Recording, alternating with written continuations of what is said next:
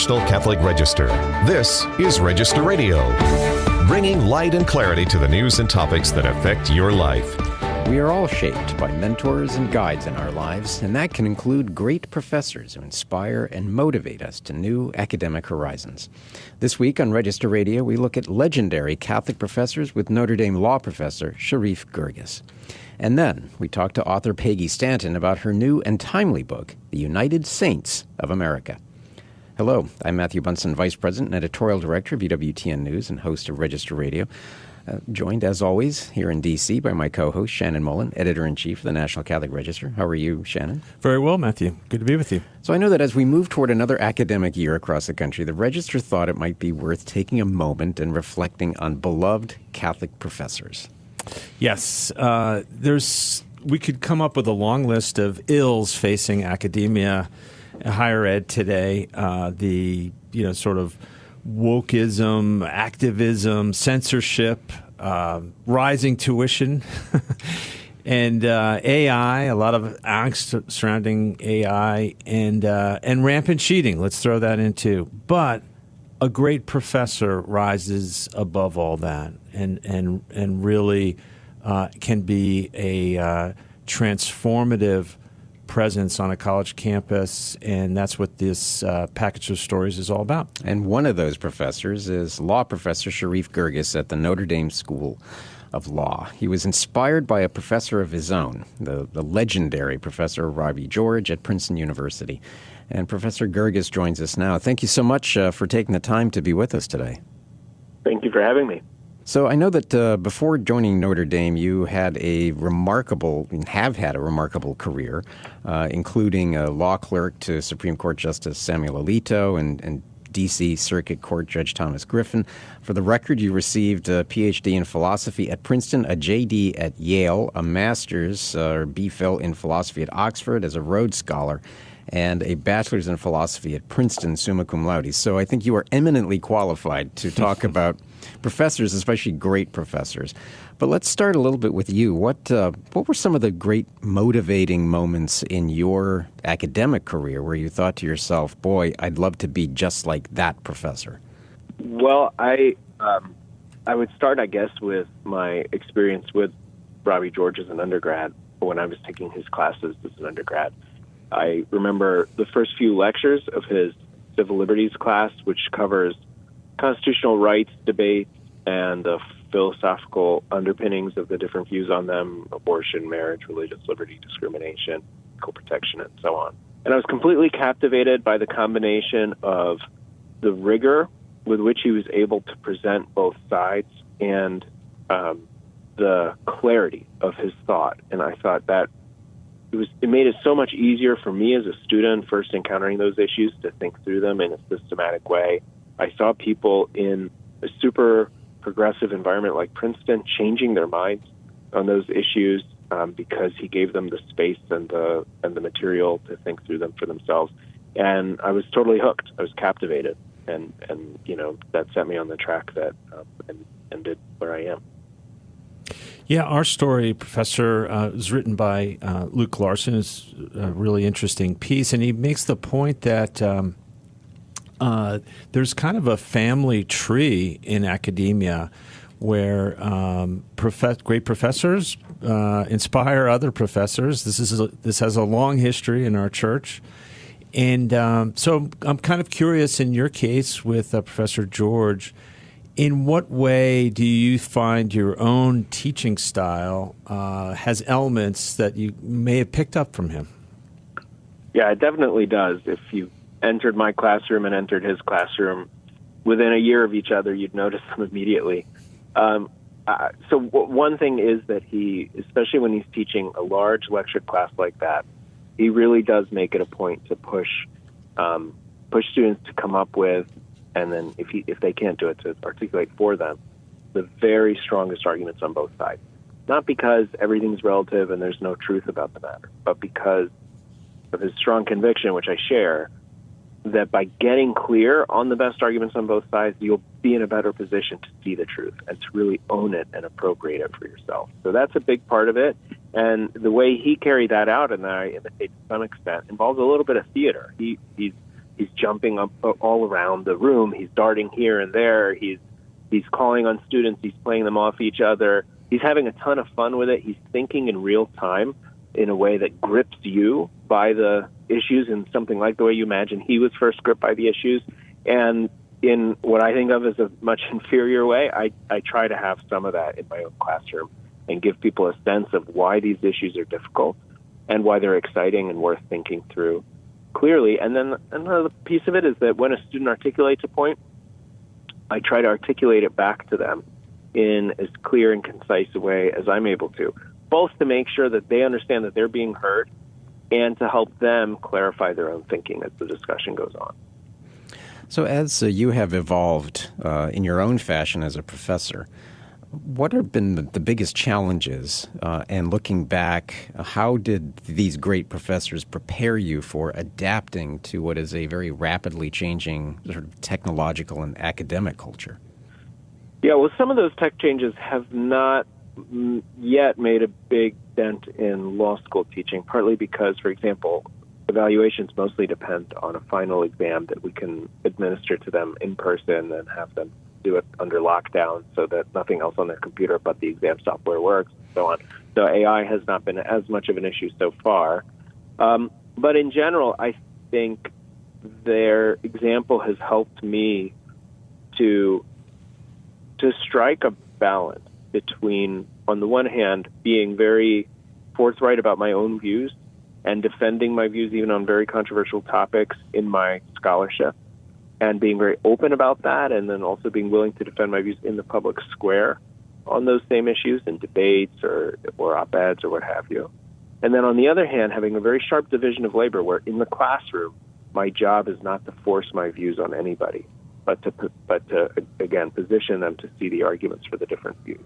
And I think that the key that I have learned from them over time, because sometimes I've thought to myself, oh gosh, I just published an op-ed on this issue, defending the Supreme Court's decision in Dobbs, for example, overruling Roe.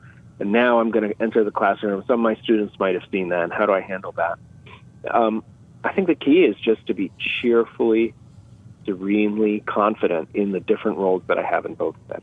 So not feeling sheepish to defend my view when I'm in the public square, and not feeling self-conscious about the fact that I just did that when I'm pushing students to think critically in the classroom. Professor, you're making me think back to, did I have any cheerful professors? I'm trying to think. But what would you say are some of the core attributes that make for a great professor?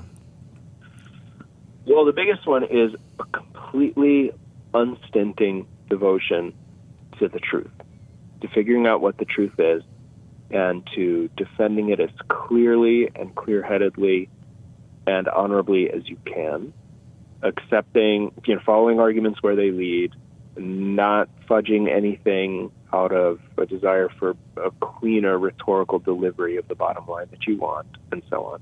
And then to instill that love of the truth and dedication to it and integrity about it in your students by example and by pushing them in the classroom. And you talked about academic lineage a little bit earlier. Professor George is, the biggest mentor in my life. There are others. He himself was mentored by and learned a ton from John Finnis, his teachers at Oxford, who was a convert to Catholicism and spent decades at the University of Oxford and later at Notre Dame Law School as well. And that's the virtue that he always singles out in Finnis. Finnis is a genius, a towering intellect, put natural law theory on the map after a long period of contempt for it in academic settings, worked within the classical and Catholic intellectual traditions very powerfully. But the thing that most stood out to him about Finnis was Finnis's own dedication to the truth that shines through everything he does, through his teaching, through his scholarship. And I think that's the most important thing. And then the second is a kind of love for your students, a real desire for their good, which in that setting in particular involves a desire to instill in them the spirit of truth-seeking and to help them find their own way to the truth. And, if you've got those two things down, everything else follows. Do you find, too, that over the last years, have the students changed? In other words, is it more difficult to teach today? Are students more afraid of potential cancel culture? Or how are they approaching some of and responding to these key principles that you want to give them? Excuse me. I think there has been some change, but some of it for the better. So the cancel culture thing peaked maybe 5 years ago. And it is getting better where students increasingly feel comfortable speaking their minds on different issues. We have it very good at Notre Dame Law School where we have a really strong culture of openness and open-mindedness and a setting where people of traditional views and progressive views and everything in between feel free to speak their mind. But it's also true at other schools, too. I was a visiting professor this past semester at Harvard Law School, and in that setting where I know for a fact students several years ago with a more conservative bent, for example, would have been very afraid to speak their mind, they seem to be more comfortable doing that. A thing that has gotten harder is that I think students over time have had less of a capacity for reading. So they find readings that would have felt like normal length 5 or 10 years ago feel onerous now. And there's obvious explanations for that in the use of social media and phones and the distractibility of online culture. And that's been a challenge. But I have found that students are willing to try to rise to that challenge if you express confidence in them and explain to them the value of reading the pages that you're assigning. Professor, are you conscious of the fact that you're now inspiring others? Do you think about that role as a role model and a mentor?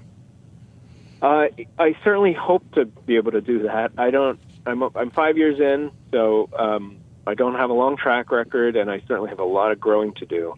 But it is something I care about, and the easiest way to mentor somebody, or the sort of student that most naturally looks for the mentoring, is somebody who's thinking about the academic vocation themselves.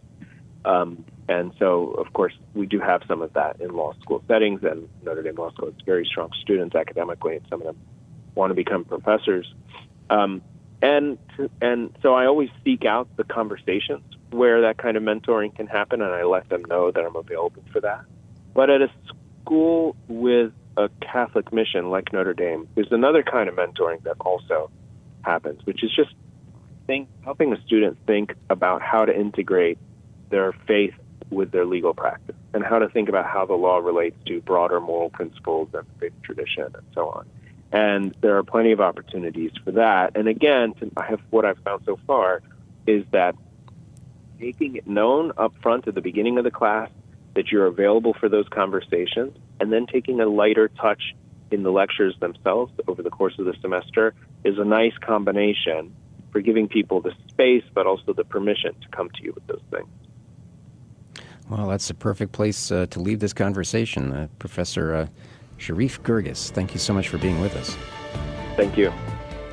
You're listening to Register Radio here on EWTN Radio. Next up, Shannon Mullen and I talk with Peggy Stanton about her new and timely book, The United Saints of America. Don't go anywhere.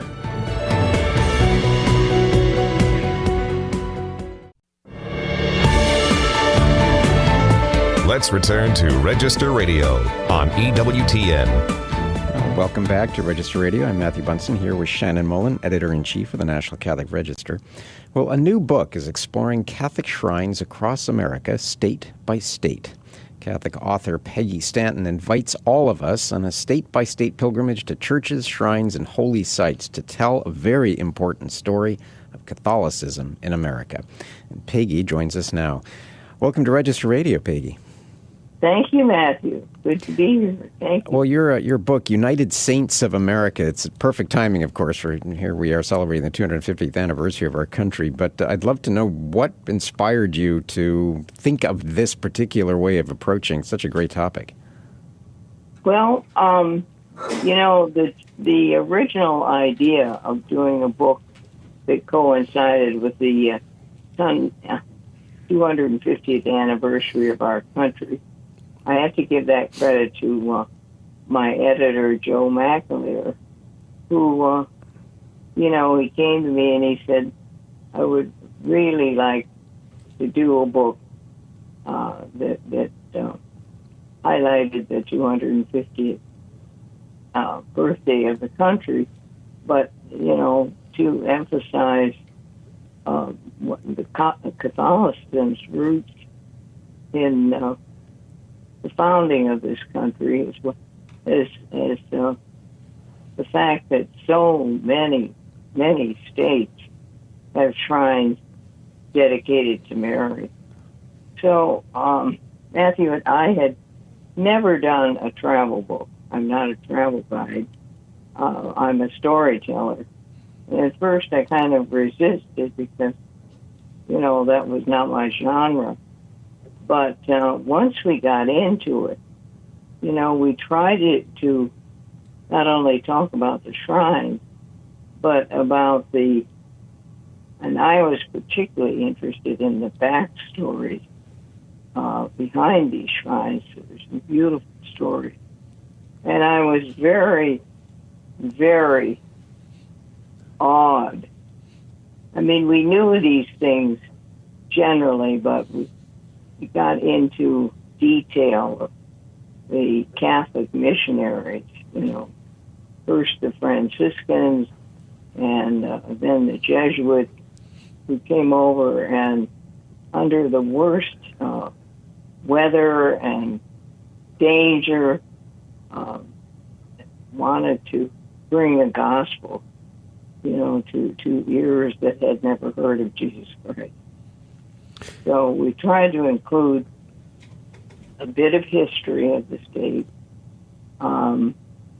the backstory of, if there's a particularly good backstory of how a shrine maybe came about, and to talk about some of these wonderful missionaries, it's like Junipero Serra and Isaac Jones, and the courage and bravery of these people. Pere Marquette, imagine canoeing down the Mississippi in all kinds of weather. Canoeing. Yeah, amazing. Peggy, so much of our experience as Catholics in the United States is parochial in every sense of that word. We know about our local parishes, and that's kind of our primary perspective on the faith. My co-host Matthew has really done great work in showing in his books and his research, showing the wider picture. And now you've done that with your book as well. Why is it important for Catholics to be in touch with that wider national perspective of the history of our faith? Oh, I think it's terribly important, because I think that I would say a large majority of, or at least a large minority, Catholics do not know the history and do not know how much we were involved and our values were involved in the founding of this country. Yeah, Peggy, I think it's so important to know it, and it makes you very proud of your faith as well as your country. Absolutely. Yeah, Peggy, you really make an important point in your book, too, and that is the place of Mary in the life of American Catholicism. Right, yeah.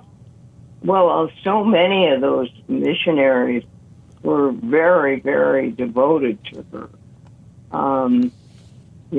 She, even it's, at least it's legendary, but I included it that in 1492, when Christopher Columbus arrived, imagine that. So they say he dedicated this new land he had found to the Immaculate Conception, to Mary under the Immaculate Conception.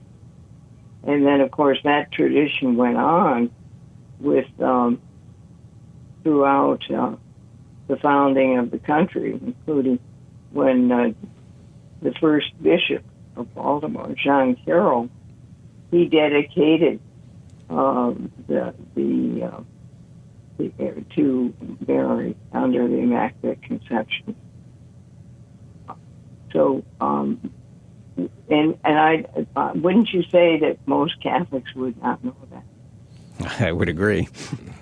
Yeah, I think I would. If you pressed me, I think I could probably come up with about a dozen shrines. I'm from the Northeast, where a lot of the shrines are.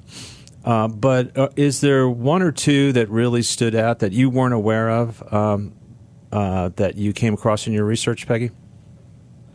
Well, yeah, I some of my favorite stories are the Cross Chapel in Arizona. Have you ever seen that? It's hewn right out of the beautiful Sedona Red Rock countryside.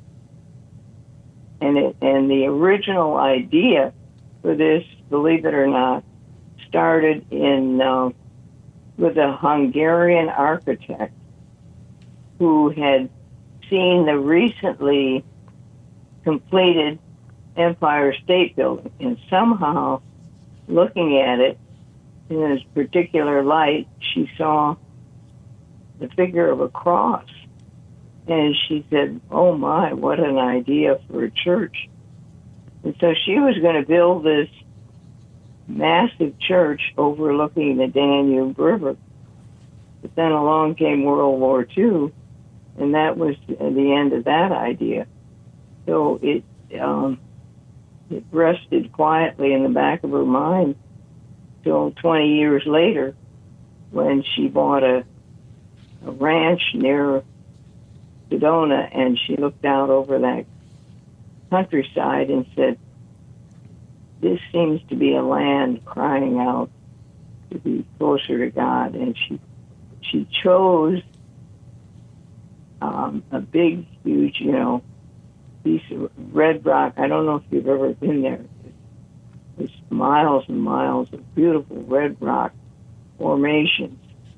And one of those formations looks like Madonna and Child. And she looked at that and she said, this is it. This is what I want to do. And it now draws 1 million visitors a year. Wow.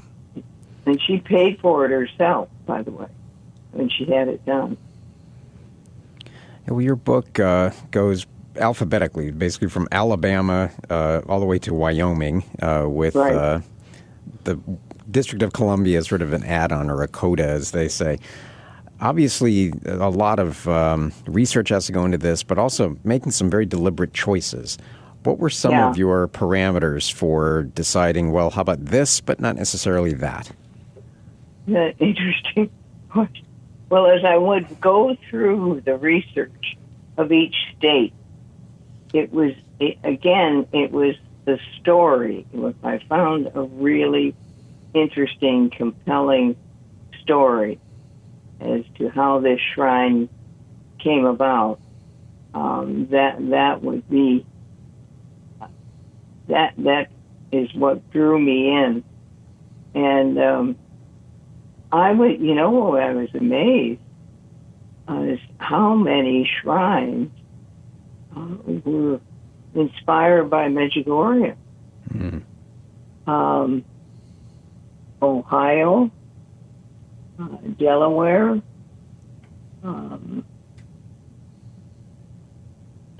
Arizona, and beautiful shrines were inspired. And then I was also, we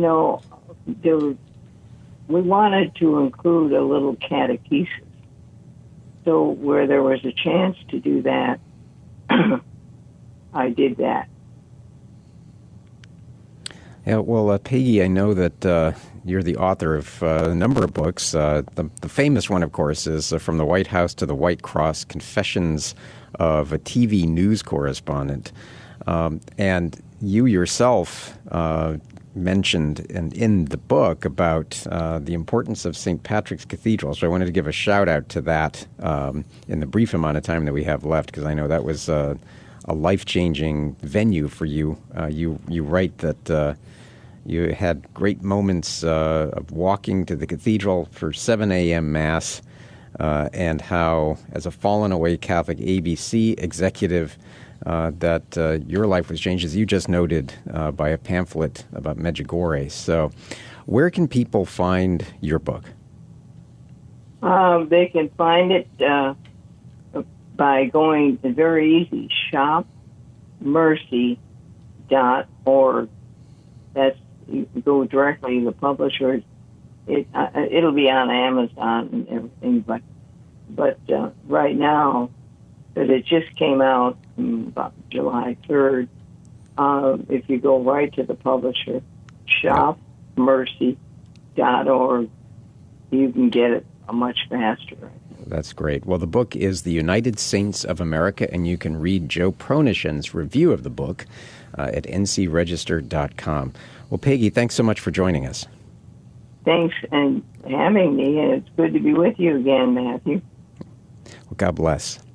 Well, that's it for Register Radio for this week. Remember, for more news, analysis, and commentary, check out the National Catholic Register online at ncregister.com. Thanks for joining us. On behalf of our producer, Michael McCall, and Shannon Mullen, I'm Matthew Bunson. Please take care, and God bless.